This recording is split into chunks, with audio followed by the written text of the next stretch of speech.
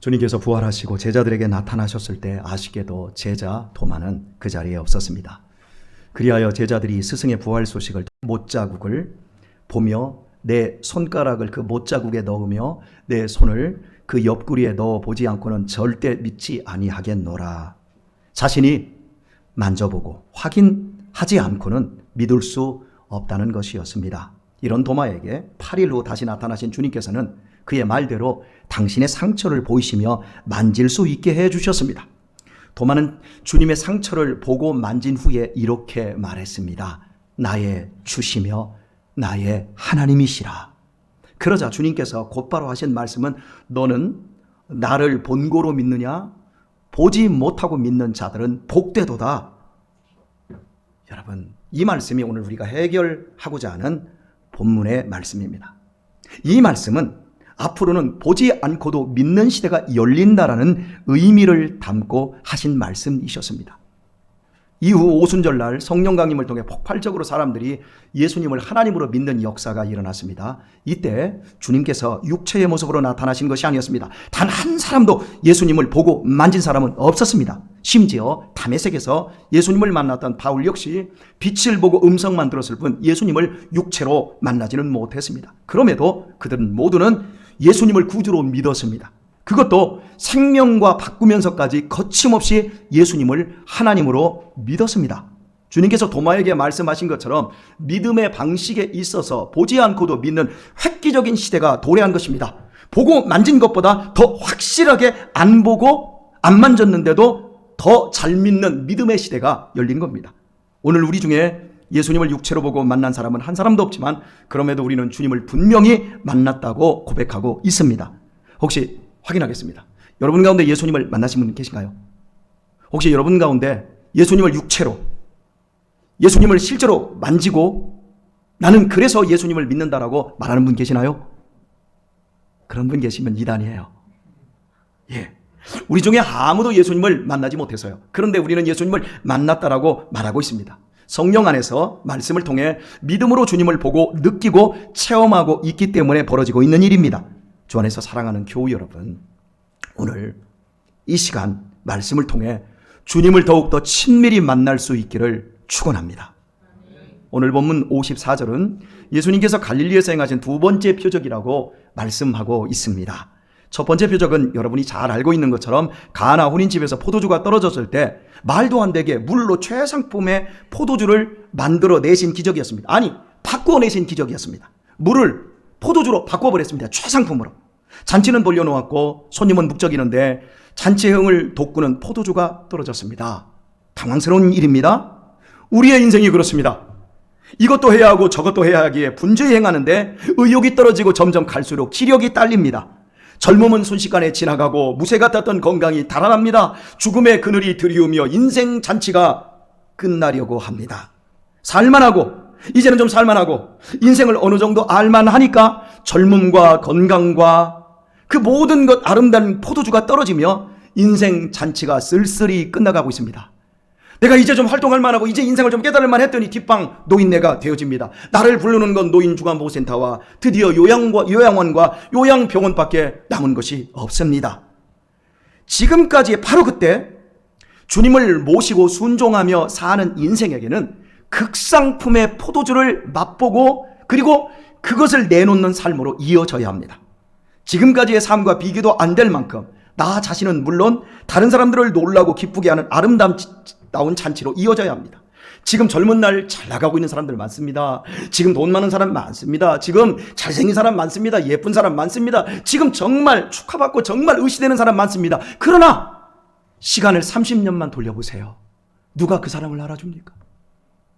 지금 뻐기고 잘 나가는 사람들의 그 뒤 안의 인생길은 별것 없는 밥 거기서 거긴 거예요. 지금 알통이 이만큼 나오고 가슴이 이만큼 벌어지고 허벅지가 이만하지요. 50년만 지나봐요. 3다리가 돼요. 인생 잔치는 쓸쓸히 끝나는 거예요. 그게 인생이에요. 지금 예쁘다고요? 예. 젊은 날 예쁘지 않은 사람이 어디 있어요? 지금 건강하다고요? 한때 건강하지 않은 사람이 어디 있어요? 다 그렇지요. 그런데 인생은 뒤로 갈수록 쓸쓸해집니다. 그러나 예수 그리스도 안에서 거듭난 믿음의 사람들은 뒤로 갈수록 다른 사람들을 놀래켜야 합니다. 왜요? 아름다운 잔치가 준비되어 있기 때문에 그렇습니다. 왜냐하면 예수님 때문에 우리의 삶은 이 땅에서의 한시적인 잔치로 끝나지 않고 영원한 천국 잔치로 이어지기 때문입니다. 이걸 믿어야 합니다. 인간에게 죽음의 문제를 극복하는 것보다 시급하고 중요한 문제는 없습니다. 아이고 이놈의 살덩이 어떻게 하나? 아이고 이놈의 옆구리 어떻게 하나? 아이고 큰일 났다. 여러분 그게 시급하고 그게 중요한 게 아니에요. 죽음 너머에 보장된 영원한 미래를 보장받는 것보다 더 기쁘고 안전한 삶이 어디 있겠습니까? 그것이 먼저 확보돼야 돼요. 우리 거두절미하고 자 보세요. 죽음이라는 문이 마지막에 열립니다. 근데 죽음 너머에 뭐가 있는지를 몰라요. 여러분이 어느 지역을 갔어요? 어느 공간에 들어갔어요? 문을 막 열려고 하는데 저 뒤편에서 하면서 무시무시한 사냥개 한 5-6마리가 으릉대는 소리가 들립니다. 그럼 그 문을 열겠어요? 안 열겠어요? 못 열죠. 두려워서. 그런데 그 문 너머에서 나를 가장 아끼는 나의 마누라 아니고요. 나의 어머니가 막내야 그 문 빨리 열어. 엄마가 너 보고 싶어. 그 목소리가 들린다면 그 문을 과감하게 확 열지 않겠습니까? 여러분 죽음의 문이 열리고 있어요. 인생 자체는 끝나고. 근데 그 너머에 뭐가 있는지를 몰라요. 다 두려워해요. 근데 그게 80, 90, 100살 언저리에서만 열린다? 그러면 얼마나 좋아요. 여러분 엄마 학교 다녀오겠습니다. 여보 오늘 회사 갔다 올게. 이따 저녁에 봐. 저녁에 와서 된장찌개 먹을 테니까 끓여놔. 그리고 집에 못 들어오는 사람이 17만 명이에요. 여보 잘 자요. 그리고 갑자기 오늘 저녁에 자다가 심장마비로 죽거나 해서 다음날 신발을 다시 못 신는 사람이 17만 명이에요. 내가 오늘 죽습니다 라고 알고 죽는 사람이 죽는 사람 가운데 30%도 안 돼요. 전혀 준비가 안 돼요. 그게 인생인 거예요. 그러니까 우리 인생에 있어서 가장 소중한 건 내가 언제든지 잘못될 수 있다. 내가 언제든지 죽을 수 있다. 그런데 죽음 너머에 과연 무엇이 있을까? 이 문제가 확실히 해결돼서 내가 문만 열면 우리 어머니가 나를 기다리고 있다? 아니 내가 문만 열면 저 사냥개들이 나에게 달려든다? 확실히 뭔가는 알아야 될 거 아니에요. 이 문제, 이 진리의 문제, 이게 진리예요. 왜요? 모든 사람에게 절대적인 진리예요.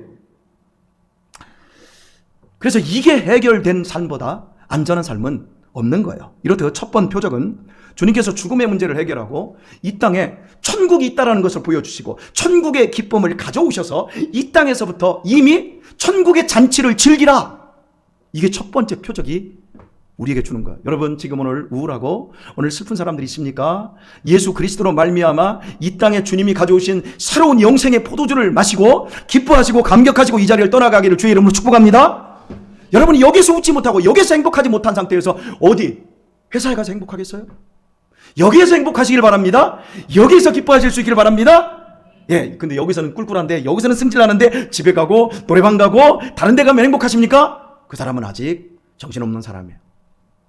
여기서 행복을 맛보시고 여기서 기쁨을 맛보시고 여기에서 평안을 맛보시고 아멘도 안 해요.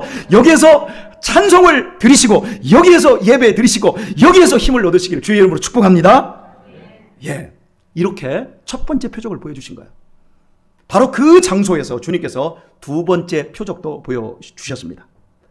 요한복음의 기록자 사도 요한은 46절에서 주님께서 예루살렘에 올라가셨다가 사마리아를 통과하여 다시 갈릴리 가나에 이르셨고 물로 포도주를 만들었던 장소라는 사실을 주지시켜주고 있습니다. 바로 그 장소에서 왕의 신하가 아들의 죽을 병에 대해 내가 내려와서 고쳐달라고 예수님께 내려와서 고쳐달라고 청하자 주님은 이렇게 말씀하셨습니다. 너희는 표적과 기사를 보지 못하면 도무지 믿지 아니하리라. 지난주에 살펴본 것처럼 갈릴리 사람들을 향한 질책이었습니다. 그들은 눈으로 보고 손으로 만져야만 겨우 믿는 도마 같은 신앙인들이었다는 것입니다. 즉 결과가 있어야만 겨우 믿을 수 있는 자들이었습니다. 그러나 민족의 반역자이자 매국노라고 미워하고 욕하던 그 왕의 신하는 달랐습니다. 가라, 네 아들이 살았다. 그 말에 아무 증거도 보지 못했지만 왕의 신하는 주님의 말씀을 믿고 갔습니다. 그리고 마중 나온 종들에 의해 예수님께서 말씀하신 그때에 아들이 열기가 떨어져 살아난 사실을 확인하고 왕의 신하와 그 온 집이 다 예수님을 믿게 되었습니다. 이것을 두 번째 표적이라고 요한은 소개하고 있습니다. 왕의 신하는 보지 않고도 믿는 복 있는 사람이었던 것입니다. 대단한 믿음이었습니다. 참으로 믿음이 대단한 사람이었습니다. 하지만 오늘 본문은 그 사람 얘기를 하고 있는 게 아니에요. 이 사람보다 믿음이 더 좋은 사람들이 있어요. 오늘 본문에 그 사람들이 나와요. 이 왕의 신하보다도 더 믿음이 좋은 사람들, 그 사람들은 이름도 몰라요. 누구인지도 몰라요. 단지 그 온 집 사람으로 표기되어 있어요. 그의 가족은 물론 그 집에서 일하는 모든 종들까지, 그리고 아마 인친척까지도 아이가 죽어간다고 하니까 다 모였을 겁니다. 그 모든 사람들이 그 온 집이에요. 그들이 모두 예수님을 믿었어요. 왕의 신하는 예수님을 직접 봤어요. 그리고 예수님으로부터 네 아들이 살았다 가라, 그 말씀도 직접 들었어요. 그러나 그의 집에 있는 사람들은 예수님을 못 보았어요. 그들이 본 것은 열병으로 죽어가고 있는 아이가 7시 무렵이 되자 열기가 떨어져 살아나는 것만을 보았을 뿐입니다. 그것은 약기운일 수 있어요. 그것은 그냥 자연스러운 일이에요. 열 이기고 나서 뭐 회복되니까요. 아니, 절대 초자연적인 일 아니라고 우길 수 있는 일이에요. 하지만 몇 시간 후에 왕의 신하, 그 아버지가 오더니 전후사정 이야기를 딱 해주면서 예수님이 우리 아들을 살려주었다, 바로 그 시간이었다. 그러자 그 온 집 사람들은 예수님을 믿었습니다. 즉 신하의 온 집 사람들은 예수님의 직접적인 말씀이 아닌 왕의 신하가 2차적으로 전해준 설교를 통해 믿게 된 것입니다. 여러분 그렇잖아요. 제가 설교하는 것보다 예수님이 설교해 주시면 예수님이 말씀해 주면 더 잘 믿을 것 같지요? 그죠? 여러분이 핑계하는 것 중에 하나가 바로 그거예요. 아유, 목사님의 사견이 너무 많아. 근데 내가 예수님의 음성을 직접 듣는다면, 예수님 내가 오늘 저녁에 잠잘 테니까 꿈에서라도 저한테 말씀해 주세요. 나 예수님 만나고 싶어요. 나 예수님 만지고 싶어요. 그러면 내가 잘 믿겠습니다 라고 하는 그런 게 있지요. 그런데 오늘 본문에 가장 믿음이 좋은 사람들이 누구예요? 예수님의 얼굴도 못 봤어요. 그 사람들은 이 왕의 신하가 열정적으로, 아마 저와 같이 설교했을 것 같아요. 열정적으로 설교하는 그 설교에 감복을 받고 예수님을 믿었다라고 말하고 있습니다. 주 안에서 사랑하는 우리 교우 여러분, 우리의 믿음이 그렇지 않습니까? 대체 우리가 본 것이 무엇입니까? 저 쟁쟁거리는 목사의 목소리, 그리고 저 험악하게 막 소리 지를 때 보면 얼굴 인상 쓰는 얼굴밖에 여러분이 못 봤잖아요. 우리 예수님 못 봤어요. 우리는 죽음을 이기고 살아나신 예수님을 보거나 만난 적이 없습니다. 그럼에도 우리는 주님을 믿으며 우리의 장래에 우리가 영원히 천국에서 주님과 살 것을 의심치 않고 믿고 있습니다. 어떻게 이렇게 된 것일까요?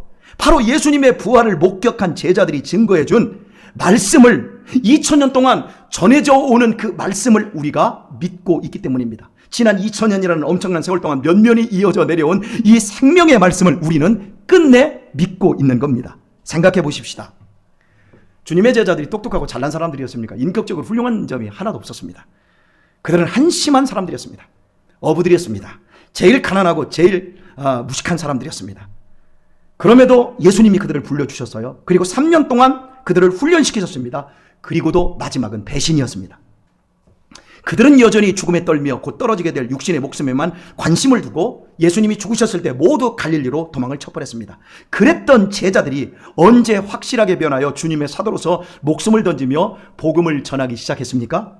주님께서 죽음을 이기고 부활하셔서 그들에게 나타나신 이유입니다. 그들은 분명히 죽음을 이기신 주님을 본 겁니다. 본 거예요, 그들이. 그렇지 않다면 예수님의 죽음과 함께 낙심하고 실망했던 자들이 순교하기까지 하면서 주님의 부활을 증거할 리가 없습니다. 그들은 분명히 주님의 부활을 목격했고 더 많은 살아나신 주님의 못자국과 창자국을 다 확인했습니다. 그때부터 제자들은 전혀 다른 사람이 되어 있었습니다. 죽음만큼 인간을 두렵게 하는 것이 없습니다. 죽음만큼 인생을 허망하게 하는 것이 없습니다. 죽음만큼 인생을 고통스럽게 하는 것이 없습니다. 사람들은 죽음을 극복하고자 선을 행하거나 종교를 갖거나 생명공학 기술에 기대어 봅니다. 그러나 죽음은 극복하지 못한 미지의 영역일 뿐입니다.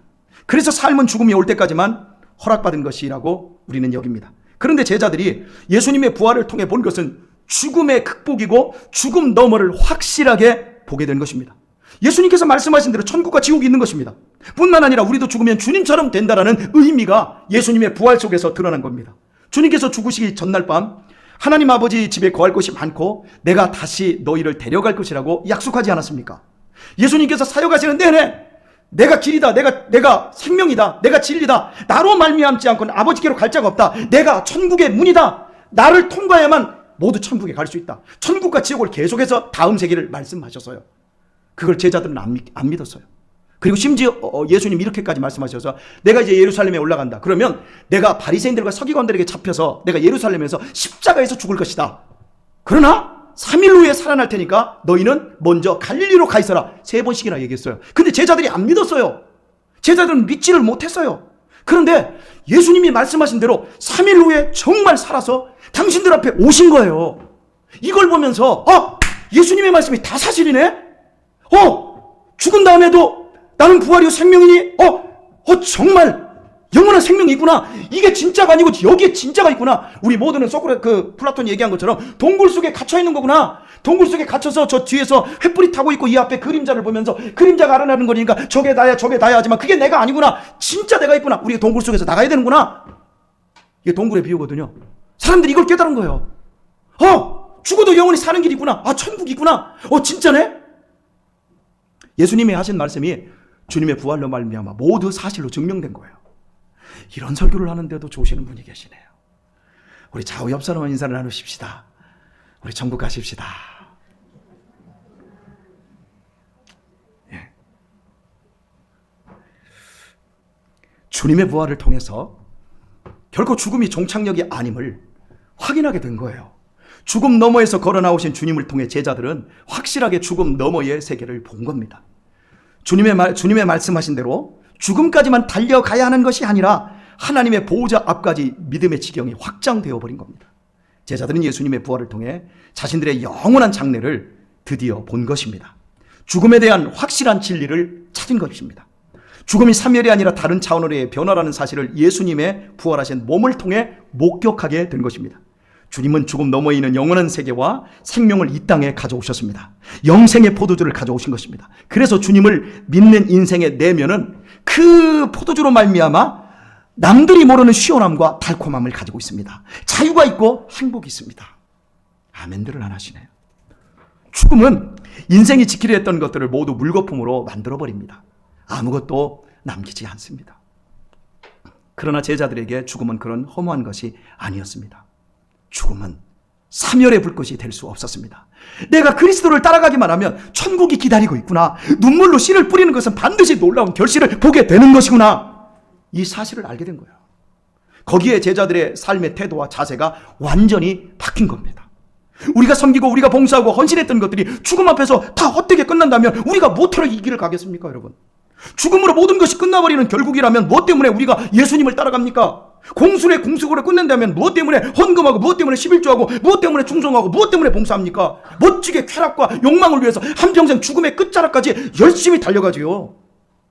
모두 복으로 바뀔 것이고 상급으로 바뀌는 것을 알기 때문에 우리는 남들과 같은 삶을 살지 않고 예수님께서 원하는 삶을 살고 있는 것입니다.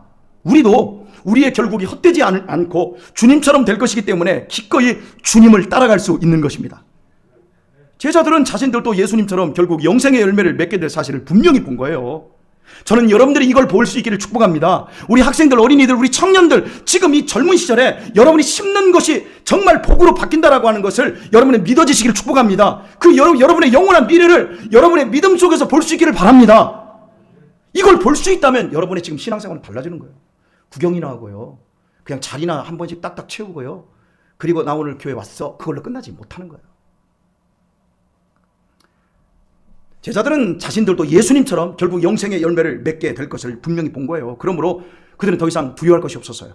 주저하지 않고 그들은 거침없이 예수가 그리스도임을 증거할 수 있었습니다. 더 이상 고기나 잡는 어부로 돌아갈 수 없었습니다. 그들은 진짜 사람을 낚는 어부가 될 수 있었습니다. 조롱받고 욕을 먹고 핍박을 받으면서도 그들은 찬송하였고 붙잡혀가고 죽음당하면서도 기뻐하며 감사했습니다. 왜요? 다시 한번 말씀드립니다. 그 모든 인생의 과정이 썩어가고 망하는 것이 아니라 썩지 않을 영원한 생명으로 채워가는 과정이었기 때문입니다. 믿지 않는 사람들은 우리를 바보같이 산다고 손가락질하지만 그들은 보지 않고 믿는 복을 못 받아서 그렇습니다. 우리가 얼마나 큰 복을 받았는지를 아셔야 되고 또 감사하며 살 수 있어야 합니다. 예수님의 부활을 목격하기 전까지는 제자들은 루저였고 소수였고 멸시 천대받는 하층민들에 지나지 않았습니다. 그러나 부활을 목격한 이후 그들은 영원한 생명 가운데 무르익어가는 영광된 존재였습니다. 자신들이 영원한 천국에 합당한 사람들로 바뀌어가고 있음을 알게 되었습니다. 예배를 통해 주의 영이 기뻐하는 사람들로 바뀌어가고 순종을 통해서 하나님의 일들이 자신들 가운데 일어나는 것을 기뻐하는 사람들이 된 것입니다. 더 이상 그들은 루저가 아니었습니다. 그들은 이 땅에 영원한 생명을 전달하는 유일한 통로가 되었습니다. 이제 그들이 전하는 복음과 그들이 보여주는 사랑이 그들의 삶이 세상을 바꾸어가기 시작했습니다. 그 믿음의 바통을 이어받은 사람들이 계속해서 주님을 따르고 즐거이 헌신하면서 복음으로 세상을 변화시켰습니다. 죽음의 절망뿐인 이 세상에 예수님의 부활 생명으로 세상을 변화시키는 핵심 세력들이 된 것입니다. 즉 코아가 된 것입니다.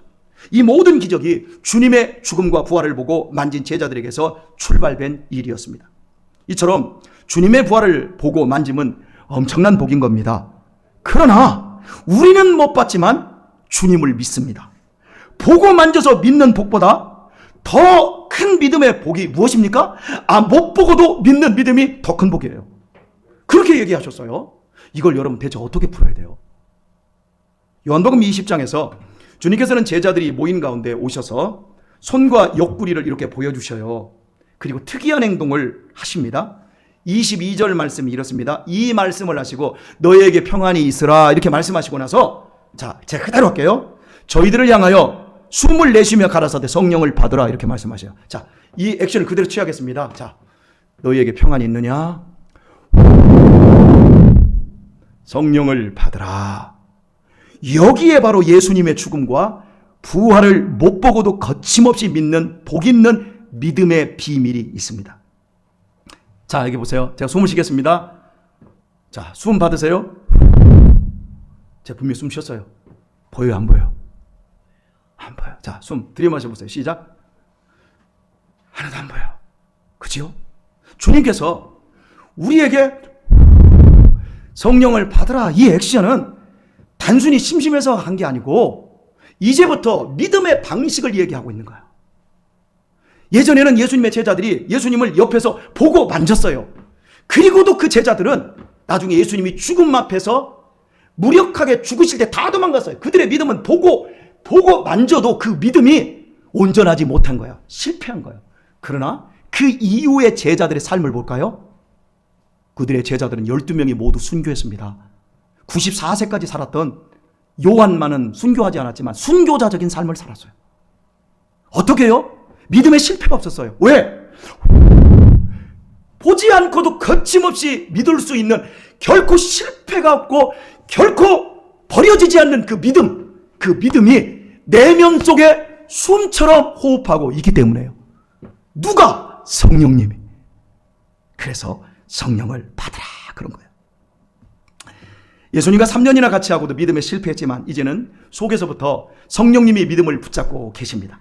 그래서 이제는 결코 실패가 없고 빼앗길 수 없는 죽음보다도 더 강한 영원한 믿음을 제자들이 소유하게 된 거예요. 제자들이 부활하신 예수님을 보고 만졌기 때문에 목숨을 버리며 복음을 전한 것이 아니라 부활하신 주님이 성령을 그들 속에 불어 넣어 주셨기에 우리처럼 못 보고도 믿는 더 큰 복을 받은 그 믿음으로 그들은 순교에 이르기까지 예수님의 증인이 될 수 있었던 겁니다. 결국 제자들도 부활의 예수님을 보고 믿은 힘보다 마음속에서 역사하는 성령님으로 믿음의 승리를 거둔 것입니다. 믿음의 주체는 성령님이십니다. 보고 만지는 것보다 더 핵심은 마음속에서 역사하는 성령님이십니다. 영접하는 자, 곧 그 이름을 믿는 자들에게는 하나님의 자녀가 되는 권세를 주셨으니, 요한복음 1장 10절입니다. 여러분 다 현실주의자들이죠? 그죠? 우린 현실을 살고 있어요. 보지도 못하고 만지지도 못하는데 우리가 어떻게 예수님을 우리의 구주로 영접하고 내 생명과도 바꿀 수 있다라고 장담하며 우리는 살아가고 있습니까? 어떻게 이런 일이 가능합니까? 보이지 않는 공기를 호흡하듯 성령님이 우리 마음속에 오셔서 호흡해 주시기 때문입니다. 그래서 우리는 믿음으로 영원한 것을 목격했습니다. 믿음으로 우리의 미래를 보았습니다. 믿음으로 우리의 결국을 보았습니다. 성령께서 우리 내면에서 강하게 증거하고 있습니다. 이런 이유로 우리는 영원한 것을 구합니다. 곧 떨어지게 될 세상 포도주가 아닌 하늘의 포도주를 구합니다. 우리가 육체 가운데 생명을 얻은 것은 우리의 육체 속에 영원한 생명을 채워갈 수 있는 기회인 것입니다.